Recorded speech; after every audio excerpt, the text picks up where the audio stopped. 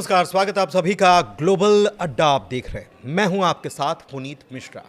मोहारे बेह यानी कि अल्लाह के खिलाफ युद्ध छेड़ना, और यही अपराध इरफान सुल्तानी का है ईरान में, जिसको अब फांसी की सज़ा दी जा रही है। और ये मुद्दा तूल पकड़े हुए है। पूरे मामले को समझेंगे, बात करेंगे, कितनी उसे सहूलियत दी गई है, क्या उसे अपनी बात रखने का मौका दिया गया, नहीं दिया गया। 26 साल का एक युवा दुकानदार, कपड़े की दुकान चलाने वाला ये शख्स क्या फांसी के फंदे पर झूल जाएगा? और अगर ऐसा होता है तो फिर अमेरिका की तरफ से क्या होगा?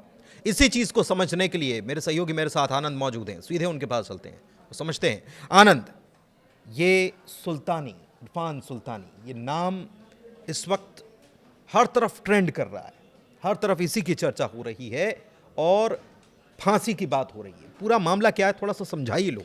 बिल्कुल, देखिए, पहले अभी तो 18वें दिन जो है कि अब जो आंदोलन चल रहा था वो क्रांति के रूप ले चुका हुआ है।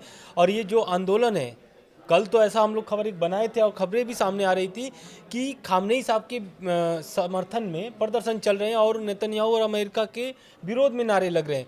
लेकिन आज जो है, जैसा कि आपने बताया कि इरफान सुल्तानी, इस शख्स को आज जो है कि ईरान की सड़कों पर यानी कि चौराहे पर फांसी देने की सज़ा सुनाई गई है और आज दिया जा सकता है, ऐसी खबरें सामने आ रही है।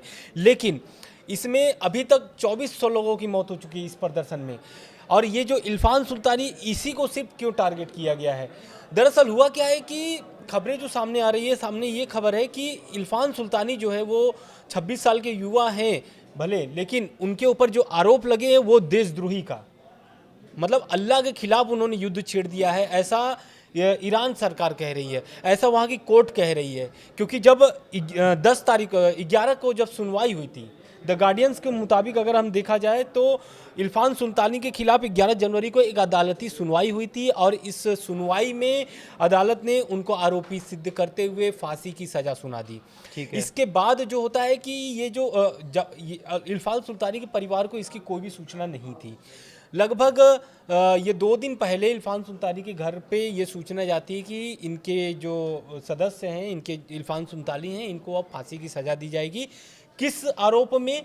ये जो आंदोलन चल रहा है 28 दिसंबर से, मोहारे बेह, ये इसका एक टर्म जो है वो इस्तेमाल हो रहा है, यानी कि अल्लाह के खिलाफ युद्ध छेड़ने के आरोप में, और इसमें आरोप सिद्ध होते हुए इनको फांसी की सज़ा सुनाई जा चुकी है और फांसी की सज़ा दी जाएगी। लेकिन इसके बाद क्या हो सकता है, अमेरिका क्या कह रहा है, इस चीज़ को समझते हैं। क्योंकि ये मामला कोई छोटा मोटा मामला नहीं है कि हालांकि इससे पहले ईरान में फांसी की सज़ा सबसे ज़्यादा, अगर पूरी दुनिया में देखा जाए तो सबसे ज़्यादा फांसी की सज़ा देने वाला कोई मुल्क है तो वो है ईरान। लेकिन ये मामला इतना तूल पकड़ क्यों रहा है और अमेरिका इस पर क्या कह रहा है, इस बात को समझते हैं आनंद से। बिल्कुल, देखिए, पहले तो एक और बात बता देते हैं कि ये जो फांसी देने जा रही है ईरानी सरकार, आज जो सड़कों पर बीच चौराहे पर जो इरफान सुल्तानी को फांसी दी जाएगी, इससे पहले उनके परिवार को मिलाया जाएगा। ठीक है। और वो 10 मिनट की मुलाकात होगी, उसमें कुछ ही चंद मतलब कि चुने हुए लोग होंगे, उनके परिवार के सभी लोग नहीं होंगे, जो चुने हुए माता पिता होंगे या भाई बहन होंगे, तो उन सभी लोगों को मिलाया जाएगा। लेकिन अब इस पर क्या है कि ये जो फांसी दी जा रही है, ईरान सरकार क्या सोच रही है? ईरान सरकार सोच रही है कि इस फांसी के बाद हो सकता है कि मामला और ठंडा पड़ जाए, क्योंकि बीच में थोड़े मामले ठंडे हुए, प्रदर्शन जो हुए थोड़े ठंडे हुए। लेकिन अगर ये फांसी दी जाती है तो कहीं ना कहीं ट्रंप को, यानी अमेरिका को, कहीं ना कहीं एक मौका मिल जाएगा हमला करने के लिए। क्योंकि जैसा ट्रंप बोलते हैं, लगातार ट्रंप बोल रहे हैं, चेतावनी दे रहे हैं कि अगर प्रदर्शनकारी जो हैं उन पर अगर कार्रवाई होती है तो अमेरिका इसका बहुत कड़े तरीके से जवाब देगा। और अभी इस मामले को, इरफान सुल्तानी मामले पर भी ट्रंप, इस पर अमेरिका का बयान आ चुका है और अमेरिका ने साफ तौर पर एकदम बोल दिया है ईरान से कि अगर आप इस तरीके की कार्रवाई करेंगे तो अमेरिका चुप नहीं बैठेगा, क्योंकि सेना अमेरिका का भी तैयार है। बिल्कुल ठीक है। अच्छा, एक चीज़, अमेरिका की सेना तैयार है। अमेरिका ये पहले भी कह चुका है कि हम हमला कर सकते हैं, हम पूरी तरीके से तैयार हैं, साजो सामान हमारा तैयार है, पैकिंग हमने कर रखी है। लेकिन मैं आपसे ये समझना चाह रहा हूँ कि दूसरी तरफ ट्रंप ये भी तो कहते हुए नजर आते हैं कि बातचीत के रास्ते खुले हैं और ईरान की तरफ से हमारे पास बातचीत का एक ऑफर आया है, प्रपोजल आया है, बहुत जल्दी मीटिंग होगी। तो क्या ये इरफान सुल्तानी का मसला जो है वो इसके ऊपर ओवरलैप हो जाएगा और इसी के चलते फिर क्या बातचीत जो शुरू भी नहीं हो पाई वो पहले शुरू होने से पहले ही बेपटरी हो जाएगी। बिल्कुल, देखिए अगर ये फांसी आज दे दी जाती है तो कहीं ना कहीं ट्रम्प को एक मौका मिल जाएगा, अमेरिका को ये मौका मिल जाएगा। तो ये तुरंत हो जाएगा, अमेरिका तुरंत एक्शन ले लेगा क्या? देखिए बात तो ऐसा ही चल रहा है, सामने भी खबरें सामने आ रही है कि ऐसा तैयारी चल चुकी है। अटैक कितनी बार तो खबर चल चुकी है, लगभग 18 दिनों के प्रदर्शन में कुछ नहीं तो 10 दिन तो ऐसा चला हुआ कि आज अटैक अमेरिका कर देगा, लेकिन ऐसा हुआ नहीं है। हो सकता है कि ये फांसी का जो मसला है ईरान दबाव में आकर के, जिस तरीके से दबाव में आकर के बातचीत के लिए तैयार हुआ है ट्रम्प से, हो सकता है इस दबाव में आकर के फांसी भी रुक जाए, लेकिन ऐसा मामला अभी तक सामने नहीं आया। हो सकता है कि इस पर भी ट्रम्प बात करें, इस विषय पर भी। बिल्कुल। अच्छा, एक चीज़ और है कि इरफान सुल्तानी जो है उनकी बहन खुद एक वकील है और उनको भी मिलने का, बातचीत करने का, दलील रखने का कोई मौका जो है वो नहीं दिया गया, ऐसी रिपोर्ट्स बता रही हैं। ये रिपोर्ट्स की तरफ से हवाला दिया जा रहा है। लेकिन एक चीज़ और है कि हमने देखा कि 8, 9 और 10 तारीख के आसपास ईरान में जो प्रदर्शन हुए वो सरकार के विरोध में हुए और उसके बाद 2 दिन हम जो देख रहे हैं ईरान में जो प्रदर्शन हो रहे हैं वो सरकार के पक्ष में हो रहे हैं। और इस बीच कहीं ना कहीं ईरान सरकार के ऊपर ये आरोप भी लग रहा है कि पूरे प्रदर्शन को, जो विरोध में प्रदर्शन हो रहा था, उसको दबाने के लिए ये सब किया जा रहा है और इरफान सुल्तानी को फांसी की सज़ा इसलिए सुनाई गई है ताकि बाकी लोग भी जो हैं उससे सबक ले पाएं। लेकिन ये आने वाले परिस्थितियां इससे बिगड़ सकती हैं या जो ईरान सोच रहा है कि हम इसको कंट्रोल कर जाएंगे फांसी की सज़ा सुनाकर, क्या नज़र आता है? देखिए कंट्रोल तो करना चाह रहे हैं खामनेई साहब, क्योंकि खामनेई साहब का ये कहना है कि किसी भी तरीके से जो प्रदर्शन हो रहा है वो खत्म हो जाए, चाहे वो एक्शन लेना पड़े, चाहे फिर समझा करके बातचीत करके प्रदर्शनकारियों से, लेकिन ऐसा हो नहीं रहा है। अभी तो ट्रंप ने एक पोस्ट डाला है सोशल मीडिया प्लेटफॉर्म पर, वो लिख क्या रहे हैं, मैं उसका हिंदी अनुवाद सुनाता हूं आपको। ईरान में देशभक्त प्रदर्शन करते रहें और अपनी संस्थाओं पर अपने कब्जे में लें। मदद रास्ते में आ रही है, मतलब मदद रास्ते में जो है कि मिलेगी आपको। उसके बाद क्या लिख रहे हैं, वो लिख रहे हैं कि जो लोग प्रदर्शनकारी की हत्या कर रहे हैं उनके नाम नोट कर लो।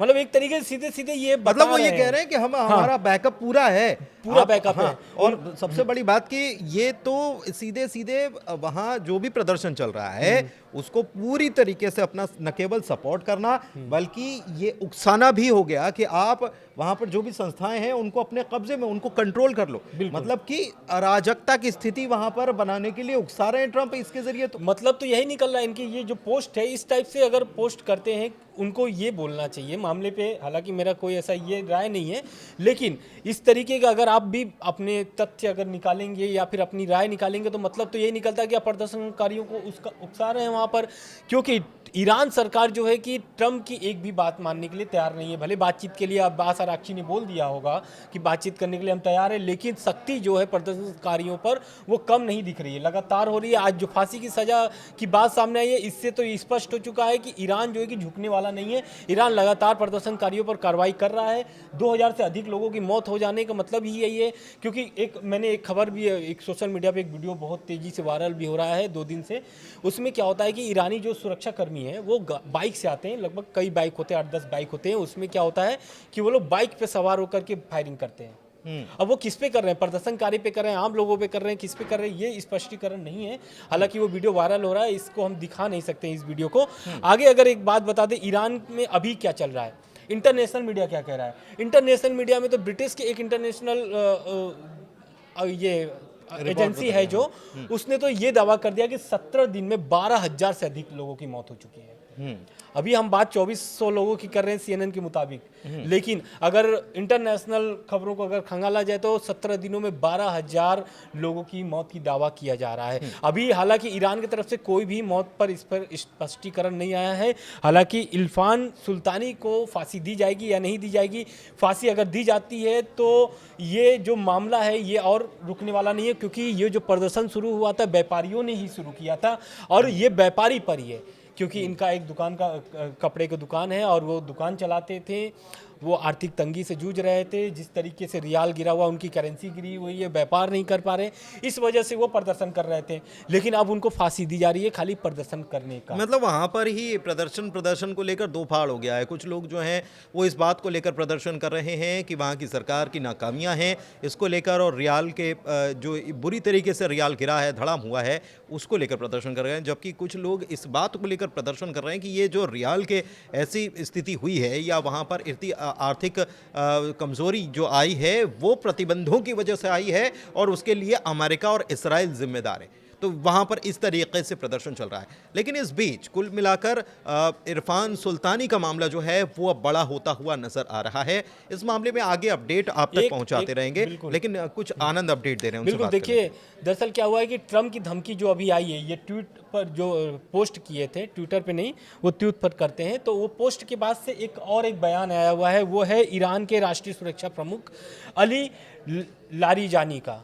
उन्होंने साफ बोल दिया है, और ये पलटवार भी बहुत उनका तीखा है। उन्होंने स्पष्ट कर दिया है कि ये जो उस्काने वाला काम कर रहे हैं ट्रंप और नेतन्याहू, ये ईरान के लोगों की हत्या का जिम्मेदार हैं। यही लोग हैं जो हत्या हो रही है, इसके जिम्मेदार नेतन्याहू और ट्रंप हैं। अमेरिका प्रशासन है, शासन है, और ईरानी सरकार है। बिल्कुल। और इजरायली सरकार। कल हमने आनंद और हमने एक वीडियो बनाया था, उसमें बताया था कि तमाम मुल्क दूसरे जो हैं वो किस प्रकार की प्रतिक्रिया दे रहे हैं। चाहे चाइना की बात कर लें, रूस की बात कर लें, या फिर यूरोपियन कंट्रीज़ की बात कर लें, तो सब एक नबी तुली प्रतिक्रिया दे रहे हैं। ख़ासतौर पर यूरोपियन देश जो हैं, E3 देश जो हैं, उन्होंने भी ये कहा कि वहाँ पर जो ईरान में सब कुछ चल रहा है और जिस तरीके से मास डिस्ट्रक्शन हो रहा है या नरसंहार हो रहा है, वो किसी भी तरीके से जायज़ नहीं ठहराया जा सकता। लेकिन जिस तरीके के ट्वीट या जिस तरीके के पोस्ट ट्रूथ पर ट्रंप की तरफ से किए जा रहे हैं, वो अपने आप में बहुत ज़्यादा हैरान करने वाले, और ऐसा लगता है कि वो बैकिंग पूरी तरीके से अब खुल्लम खुल्ला देने लगे।